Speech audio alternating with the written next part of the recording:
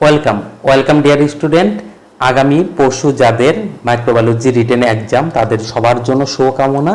সবাই ভালো করে পরীক্ষা দিবেন, ভালো হবে পরীক্ষা আশা রাখি, দোয়া থাকলো।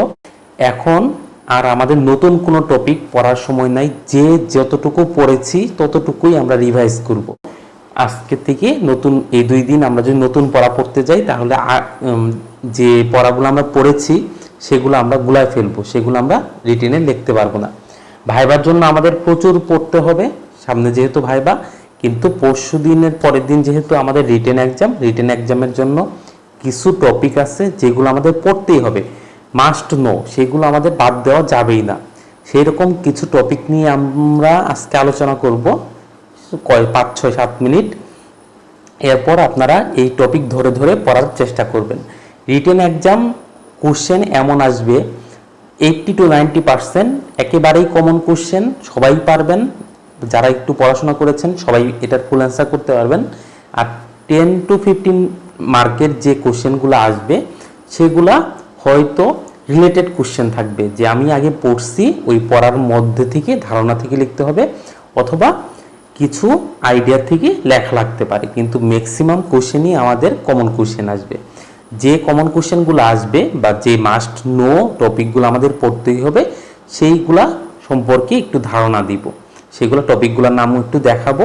কয়েক মিনিট একটু কষ্ট করে দেখে এই রিলেটেড পড়াগুলো আমরা রিভাইজ করে ফেলবো, বারবার পড়বো, তাহলে আমাদের শনিবারে যে পরীক্ষাটা আছে সেটা ভালো হবে।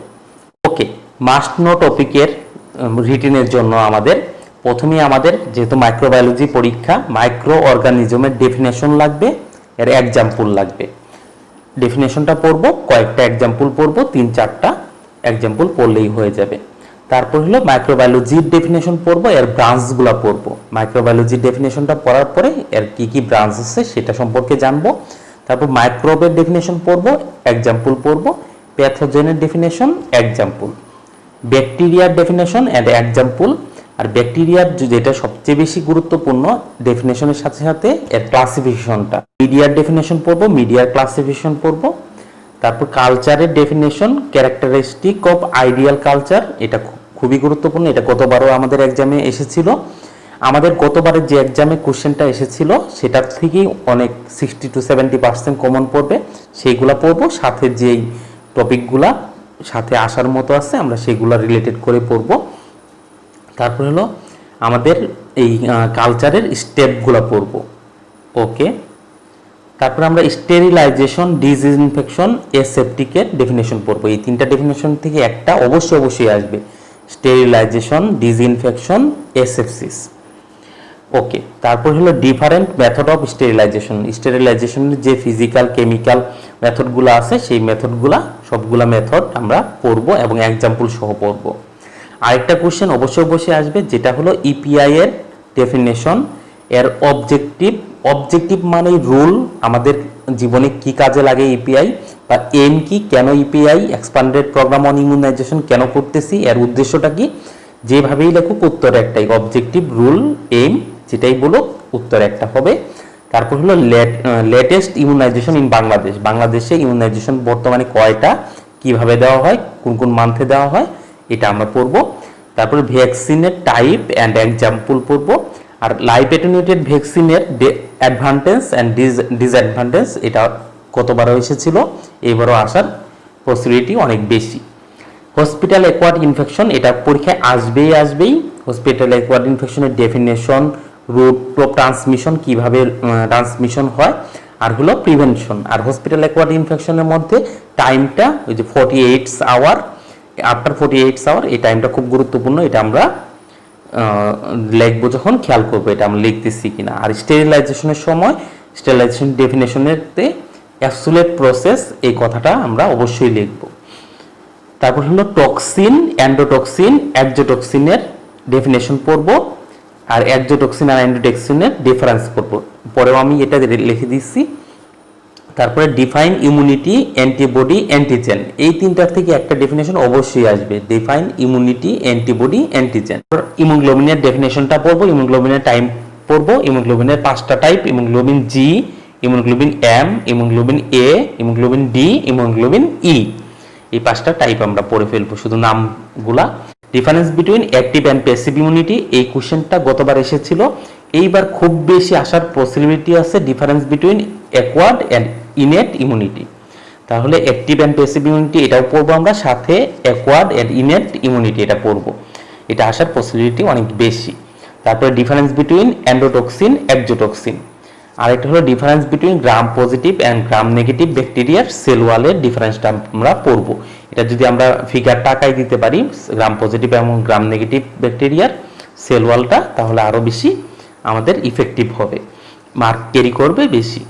ব্যাকটেরিয়ার ক্লাসিফিকেশন পড়বো, microscopic structure of bacteria drawing লেভেলটা আমরা আঁকানো শিখে যাব। আর যখন ড্রয়িং লেভেল আঁকানো শিখে যাব, ব্যাকটেরিয়ার এসেনশিয়াল নন এসেনশিয়াল স্ট্রাকচারগুলা মানে নামগুলা আমরা আলাদা আলাদা করে পড়ে ফেলবো। তারপর ব্যাকটেরিয়ার গ্রোথ কার্ভ পড়বো, আর হলো ব্যাকটেরিয়ার গ্রাম স্টেনিং যে করি আমরা, গ্রাম স্টেনিং এর প্রসিডিউরটা বা স্টেপগুলো আমরা দেখে যাব। তারপর কয়েকটা ব্যাকটেরিয়া, স্ট্রেপ্টোকক্কাস, স্টেফাইলোকক্কাস, এই স্টেফাইলোকক্কাসের ক্রাইটেরিয়া, প্রপার্টিজ, ক্যারেক্টারিস্টিক যেটাই বলুক, আমরা এই প্রপার্টিজগুলো লিখবো, কোনটা থিক পাস কোনটা থিন পাস, এগুলো আমরা পড়বো, কোনটা কি কি এনজাইম প্রডিউস করে সেগুলো আমরা পড়বো। আর স্টেপ্টোকক্কাসের আমরা কি কি ডিজিজ তৈরি করতে পারে স্টেপ্টোকক্কাসের ক্লাসিফিকেশনটা পড়বো। তারপর কক্কাইয়ের ডেফিনেশনটা পড়বো বা ডিফাইনটা পড়বো, আর ক্লাসিফাই প্যাথোজেনিক কক্কাই, প্যাথোজেনিক কক্কাইগুলোর নামগুলো শুধু পড়লেই হয়ে যাবে। তারপরে আমাদের কিছু ব্যাকটেরিয়া পড়তেই হবে, যেমন সালমোনেলা টাইফি যেটা আমাদের টাইফয়েড ফিভার তৈরি করে বা এন্টেরিক ফিভার তৈরি করে। তারপর ক্লোস্ট্রিডিয়াম টিটেনি পড়বো, যেটা টিটেনাস হওয়ার জন্য দায়ী। নাইসেরিয়া গনোরি পড়বো, গনোরিয়া হওয়ার জন্য যেটা দায়ী। হেলিকোব্যাক্টার পাইলোরি পড়বো, হেলিকোব্যাক্টার পাইলোরি আমাদের পিউডি তৈরি করার জন্য রেসপন্সিবল বা অর্গানিজম। তারপর ভিব্রো কোলেরি পড়বো, কলেরা হওয়ার জন্য যে অর্গানিজমটা দায়ী। তারপর মাইক্রোব্যাকটেরিয়াম টিউবারকুলোসিস পড়বো, আমাদের টিবি হওয়ার জন্য, যক্ষা হওয়ার জন্য যে অর্গানিজমটা দায়ী।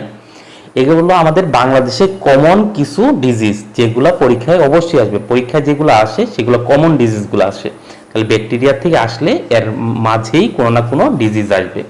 এই ডিজিজ থেকে তাহলে কি আসবে, এই ডিজিজের জন্য রেসপন্সিবল ডিজিজ কি, মানে এই অর্গানিজমের জন্য কি ডিজিজ হবে এটা আসবে, অথবা ওই ডিজিজটার নাম দিয়ে দিবে, এর জন্য পজিটিভ অর্গানিজমের নাম কি সেটা আসবে, এর সাইন সিমটম অথবা ক্লিনিক্যাল ফিচার, মানে এটার হইলে কি কি সাইন সিমটম প্রকাশ পায় বা কি কি ক্লিনিক্যাল ফিচার প্রকাশ পায়, আর এই ডিজিজগুলা প্রিভেনশন করব কিভাবে আমরা, আর ডিজিজগুলা ট্রিটমেন্ট কি, এতটুকুই। আর কোনটা গ্রাম পজিটিভ, কোনটা গ্রাম নেগেটিভ, কোনটা এরোবিক, কোনটা অ্যানারোবিক, এটা আমরা পড়ে ফেলবো।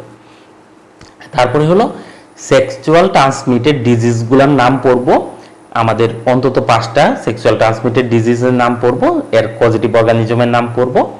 তারপর এইডসের যে পজিটিভ অর্গানিজম এইচআইভি, ওটা আমরা পড়বো, আর এটা আমরা প্রিভেনশন করব কিভাবে সেটা পড়বো।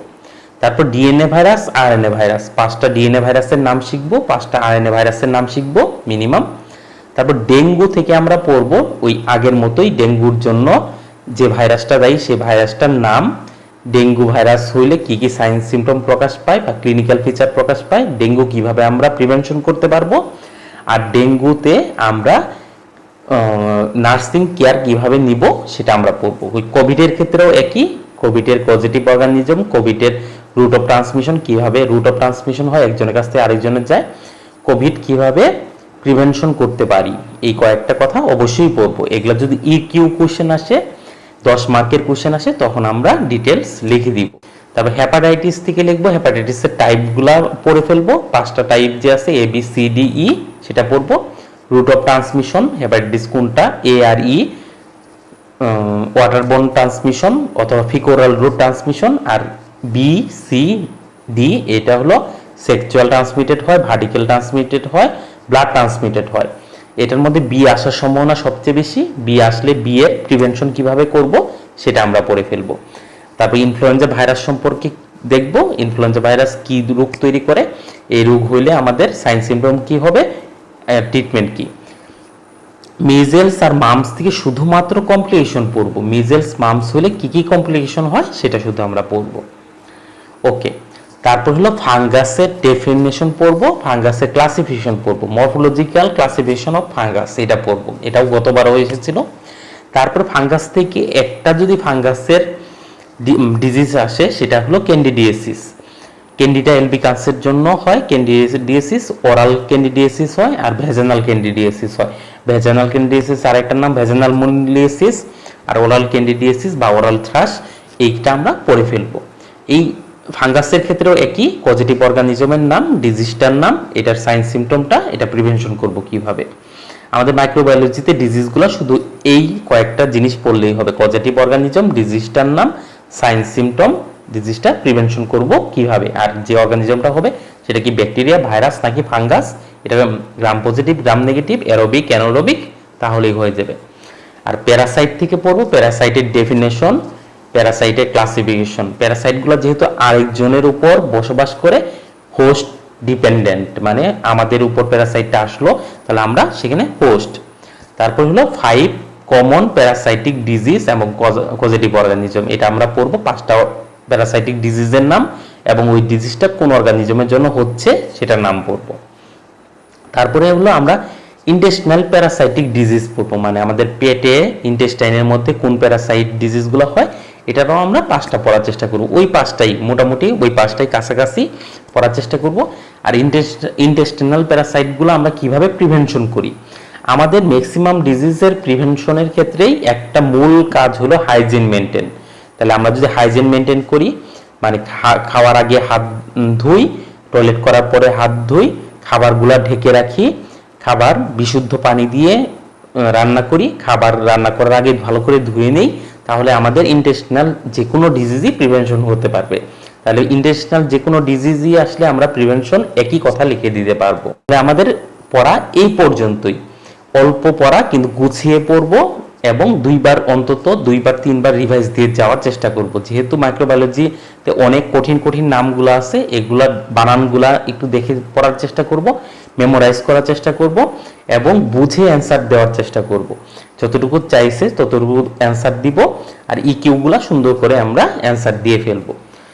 ওকে, সবার জন্যই শুভকামনা, দোয়া, ভালো থাকবেন, ভালো হবে পরীক্ষা এবং সেফটি মেজার মেনটেন করে পরীক্ষা হলে যাবেন, মাস্ক পরে যাবেন এবং অল দ্য বেস্ট সবাইকে, বেস্ট উইশেস ফর ইউ। অনেক মন থেকে দোয়া থাকলো, ভালো হবে। যেটা বললাম 80% যেহেতু কমন কোশ্চেনে আসবে বা 85% এই টপিকগুলো পড়লে আশা রাখি 80 to 85% অথবা 90% অথবা 100%ও কমন পড়ে যেতে পারে। আর বাকি যে 10 to 15% কমন না পড়ার সম্ভাবনা থাকে, সবগুলো এক্সামেই থাকে, সেটা আমরা আগের ক্লাসের যে ধারণা, ক্লাসে যেভাবে পড়াইছি সেখান থেকে আমরা অ্যান্সার দিয়ে আসব। আর এমসিকিউগুলা খুব ভালো করে বুঝে পড়ে তারপরে অ্যান্সার দেওয়ার চেষ্টা করব। ট্রু ফলসগুলো ভালো করে পড়ব, আমাদের যে আগের পড়ানোগুলো ছিল সেখান থেকেই চলে আসবে। আল্লাহ হাফেজ সবাইকে।